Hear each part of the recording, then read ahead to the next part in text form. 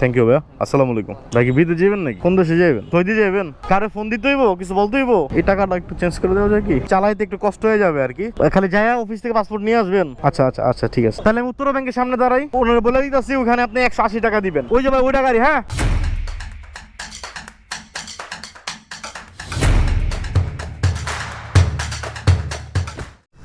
আসসালামু আলাইকুম এভরিওয়ান, কি অবস্থা সবার, কেমন আছেন? আশা করছি সবাই ভালো আছেন, সুস্থ আছেন। আলহামদুলিল্লাহ আমিও ভালো আছি, সুস্থ আছি। ঘড়িতে সময় এখন 8টা 20 আর বাসা থেকে বের হয়েছি 8টা 16-তে। আজকে বের হইতে এমনি লেট হয়ে গেছে।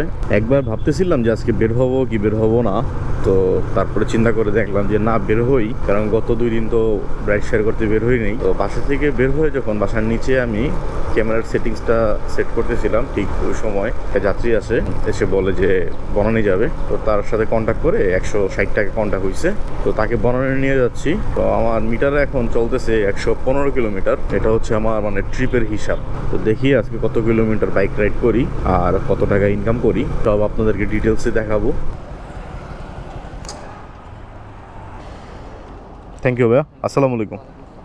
আলহামদুলিল্লাহ 160 টাকা ভাড়া পাইলাম আর বাইক চালাইছি কত 5 কিলোমিটার। তো 5 কিলোমিটার বাইক চালিয়ে 160 টাকা ভাড়া পাইছি। আলহামদুলিল্লাহ খারাপ না, ভালো, খুবই ভালো এটা। কিন্তু এখন যেহেতু বনানী এসে পড়ছি, সকাল সকাল বনানী থেকে টিপ পাওয়াটা খুবই কষ্ট, মানে এটা আসলে বলার মতো না।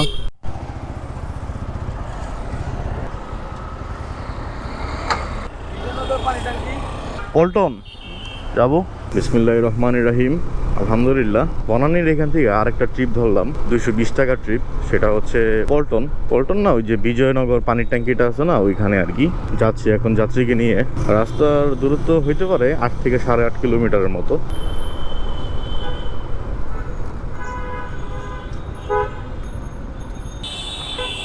ভাই কি বিদেশে যাবেন নাকি? কোন দেশে যাবেন?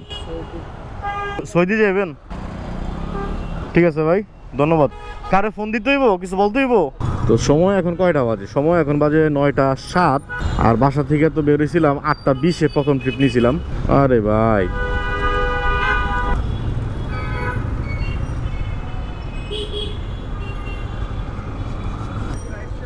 জি, পুলিশ প্লাজা যাবেন? টান দিলেই হবে, একটু শক্ত তো। হ্যাঁ ঠিক আছে ভাই। ক্যামেরা কিন্তু এখনো বন্ধ করিনি, রানিংয়ে কিন্তু ট্রিপটা নিলাম, আপনারা দেখছেন। জাস্ট রাস্তার ওই পার থেকে এই পারে আসলাম আর এই যে পুলিশ প্লাজার একটা ট্রিপ পাইলাম। তো ঘড়িতে সময় এখন 9টা 10, যাচ্ছি পুলিশ প্লাজা 150 টাকা ভাড়ায়। দেখা যাক যে কতক্ষণ সময় লাগে। এর আগে হিসাব দিয়েছিলাম 380 টাকা 2 ট্রিপে, আর এখন এই ট্রিপটা 150 টাকা ট্রিপ। তো এটা যদি নামায় কমপ্লিট করতে পারি তাইলে আমি 530 টাকা কিন্তু ইনকাম করে ফেলবো। আর ঘড়িতে সময় এখন 9টা 20, অর্থাৎ মাত্র 1 ঘন্টা হইলো। আর 1 ঘন্টার মধ্যে 530 টাকা ইনকাম, মানে রানিং নিয়ে যেতেছি। খারাপ না কিন্তু বিষয়টা। তো আপনারা তো অনেকে বিশ্বাসই করতে চান না, এত কম সময় কেমনে 500 টাকা ইনকাম করা যায়। তো বিশ্বাস সম্পূর্ণ আপনাদের মাঝে। আপনারা বিশ্বাস করলে করবেন, না করলে না করবেন, সেটা নিয়ে আমার কোনো সমস্যা নাই। তবে আমি যেটা ইনকাম করতেছি বা আমি যেভাবে রাইড শেয়ার করতেছি সেই বিষয়টা আমি আপনাদের কাছে শেয়ার করি। আর আপনারা তো দেখতেই পারতেছেন যে আমি কোন জায়গায় যাইতেছি একটা ট্রিপ নিয়ে এবং কোন জায়গার থেকে আরেকটা ট্রিপ নিচ্ছি। তো ফুল ডিটেলসটা আমি আপনাদের কাছে বলতেছি। তো এখানে তো ভাই লুকোচুরি করার কিছু নাই, যেহেতু সকালবেলা থাকে অফিস টাইম আর সকালবেলা প্রচুর পরিমাণে ট্রিপ থাকে। আর ট্রিপও যেমন থাকে, রাস্তাঘাটে কিন্তু জ্যামও তেমন থাকে। ঠিক আছে, দেখেন এখান থেকে দেখা যায় কিনা যে কি পরিমাণ জ্যাম লাগছে। যদি দেখছেন রামপুরার এই রোডটা, এই যে ব্রিজ থেকে নামলাম আর সম্পূর্ণটা জ্যাম লেগে আছে। তো ভাই ইনকামটা কিন্তু এত সহজও না, ঠিক আছে? যতটা সহজ ভিডিওতে দেখা যায় অতটা সহজ না। ধুলাবালি খাইয়া রোদ্রে পুইরা তারপরে হচ্ছে টাকাটা ইনকাম করতে হয়।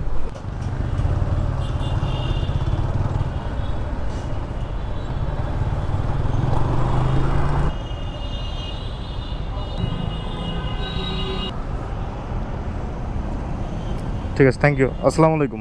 এই টাকাটা একটু চেঞ্জ করে দেওয়া যায় কি? টাকাটা চালাইতে একটু কষ্ট হয়ে যাবে আর কি, চালানো যাবে কিন্তু একটু কষ্ট হয়ে যাবে। আচ্ছা ঠিক আছে ভাইয়া।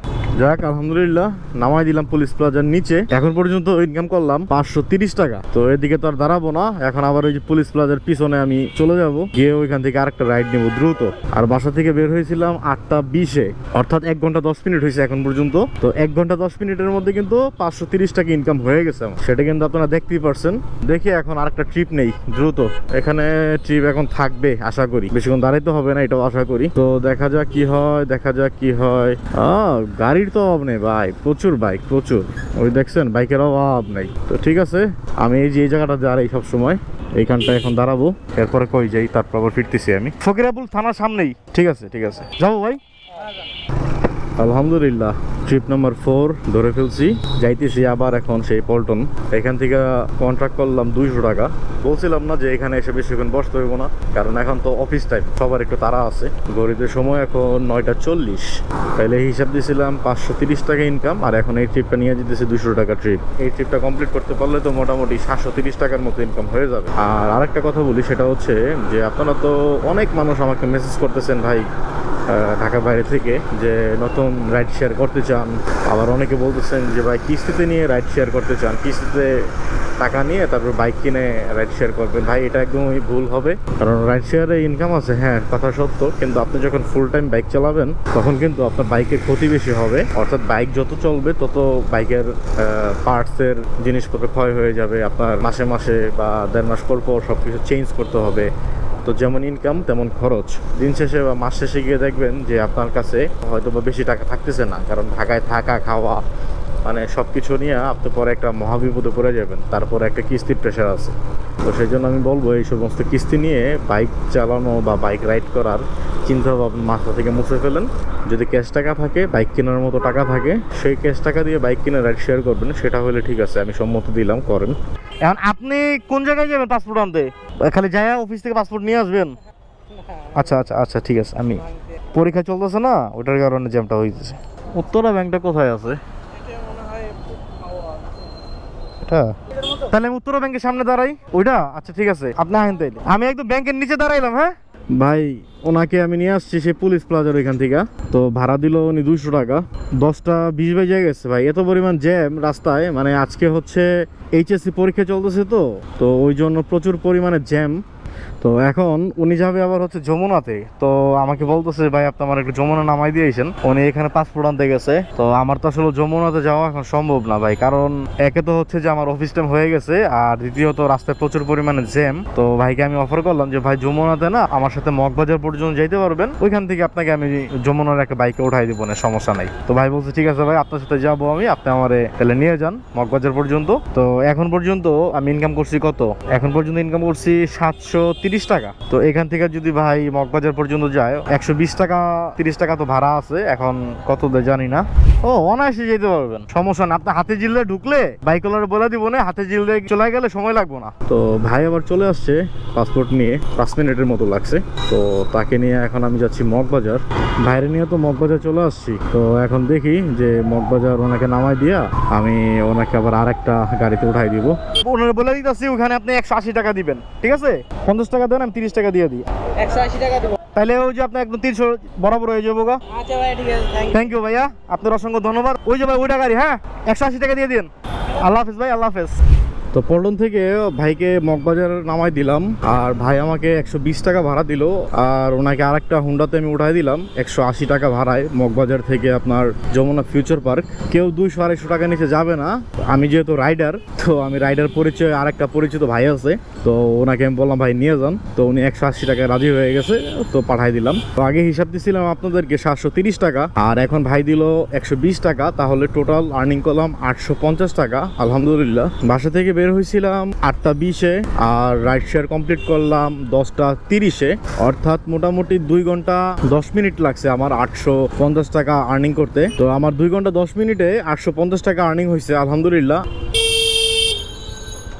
দেখেন অবস্থা। বাসা থেকে যখন বের হয়েছিলাম তখন আমি আপনাদেরকে বলছিলাম যে আমার মিটারে 115 কিলোমিটার চলে, আর এখন চলতেছে হচ্ছে 147 কিলোমিটার। আজকে তাহলে টোটাল বাইক চালাইলাম 32 কিলোমিটার, আর 32 কিলোমিটার বাইক চালিয়ে আমার ফুয়েল খরচ গেছে হচ্ছে ধরেন 100 টাকার মতন। কারণ আমি যেহেতু 45+ মাইলেজ পাই, তাহলে যদি আমি 850 টাকা থেকে 100 টাকা মাইনাস করি, আমার থাকে 750 টাকা। তো আরও যদি আদার্স আমি আরো 50 টাকা যদি মাইনাস করতে চাই, সেক্ষেত্রে আমার 700 টাকা তো অনায়াসে প্রফিট থাকে। তো আলহামদুলিল্লাহ 700 টাকা প্রফিট নিয়ে আমি এখন আমার রাইড শেষ করতেছি। আর এই ছিল আমার আজকের ভিডিওটি কেমন লাগলো আপনারা অবশ্যই কমেন্ট করে জানাবেন। ভিডিওটি ভালো লাগলে একটি লাইক করে দিবেন, আর যারা এখনো চ্যানেলটিকে সাবস্ক্রাইব করেন না তারা প্লিজ চ্যানেলটিকে সাবস্ক্রাইব করে পাশে থাকা বেল আইকনটি প্রেস করে দিবেন। আজকে আপনাদের মেহেদি ভাই এখান থেকে বিদায় নিচ্ছে। দেখা হবে পরবর্তী নতুন কোনো ভিডিওতে। ততদিন পর্যন্ত সবাই ভালো থাকবেন, সুস্থ থাকবেন। আল্লাহ হাফেজ।